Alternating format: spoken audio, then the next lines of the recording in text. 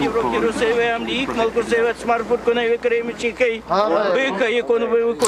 is a great honor now to welcome Father Patrick Desbois to the New York Public Library, and no less of an honor to have the president of this great library, Paul Leclerc, be in conversation with Father Patrick Desbois. The Holocaust by Bullets is a story of Father Desbois' heroic mission to investigate the murder of Ukrainian Jews by Nazis during World War II.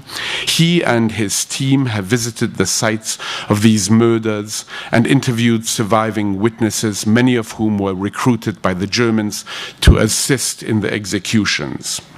These people, it's the first time they speak since 1942.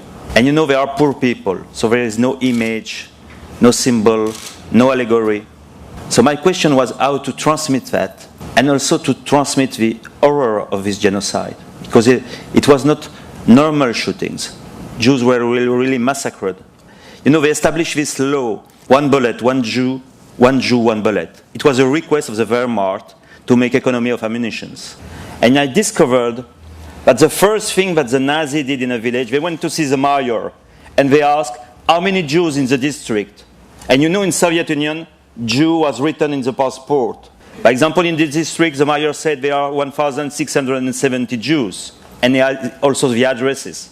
The killing unit will come in the city, but in the city they will phone to everybody who has a pistol to form a unit of killers. They will sleep the night in the village, and on the morning they will surrender the village and make an announcement that the Jews are deported to Palestine or to Kiev or to where, it depends. Of course, it's a trick. I met one witness. She told me, I was watching at the window and I saw one of my neighbors entering in the column to be shot.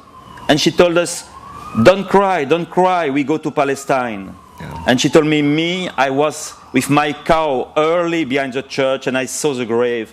I knew where was Palestine. So finally, after one moment, they say to these people to walk. They are in column 5 per 5. And they have 100 meters before the mass grave to undress. Here are waiting other children who are required by the mayor with their cart and horses. They immediately charge the suits in their cart and they bring back the suits in a school and they sell them by auction. I met many witnesses who said after 3 days, all the district was suited in Jew. 5 per 5 are brought, in fact, in front of the killers. Why 5 per 5? Because one bullet, one Jew. And most of the time there are 5 shooters. In one village, we saw they shot in one day 1,500 persons with 3 shooters. If the Jews were only injured, they were pushers who pushed the Jews in the mass grave. By example, an old lady, and she said, yes, I remember, they forced me between every shooting to walk down in the mass grave with 14 Ukrainian girls and to walk on the corpse so that it will be more space for the others to be shot. And she told me at the end, I saw all my school arriving. It was a Jewish school, and they shot them in front of me, and I had to walk on their corpse like the others.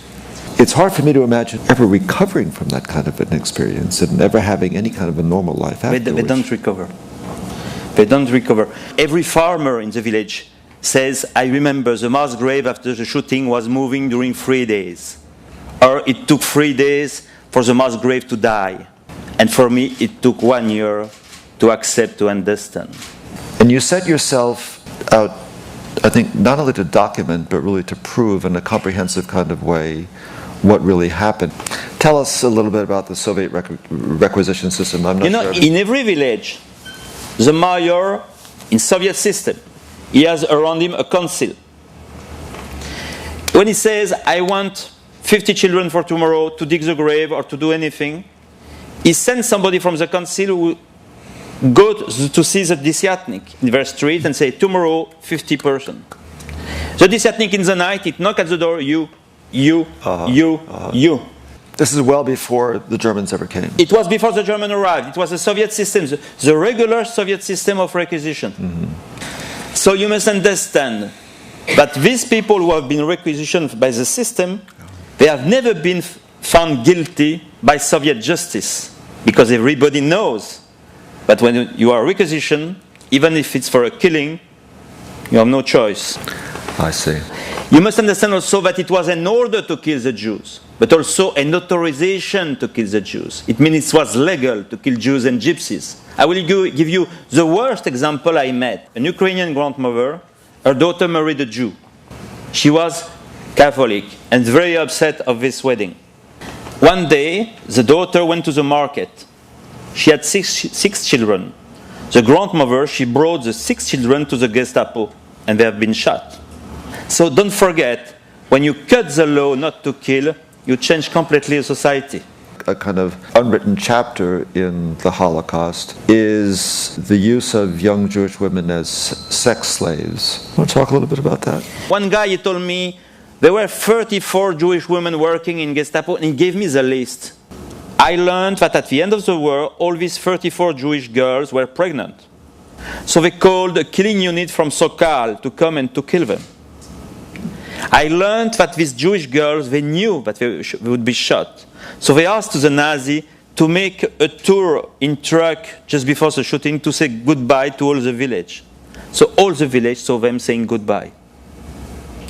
And finally, I found an old lady shaking like that in an isolated house near the forest. She told me, they shot the Jewish woman just here near to my house. But don't show yourself to my neighbor because he's a nationalist. He will beat me if I speak. You must understand that violence is strong. Past is not past in Soviet Union. Soviet Union has frozen the time. For the people in their memory, it's like one day before. Every person was killed by one person personally. No machine, no train, no gas chamber in East. And these Nazis were not superhero, were only criminal, like serial killers. One day we arrive in a village, they say, oh no, the chief of the unit, he was drunk, he asked for a table with sausage and vodka, and he put all the guns on the table, and he asked the Jew to pass in front of the table, and he was shooting like that. And so at the end of the day, he made a public discourse, but he shot 1,530 Jews, I think I remember. And more than that, he asked for water. He washed his hands in front of everybody to show it was not his crime.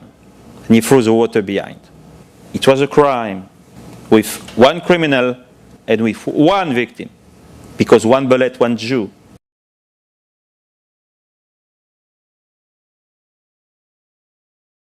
Багаловізман корів їм роми, їжми рабами врабілому моя із барак, виш табак, виш пир, виш тромем, виш насей, виш кадор, виш хале, виш халол, шемей, де куче беріку.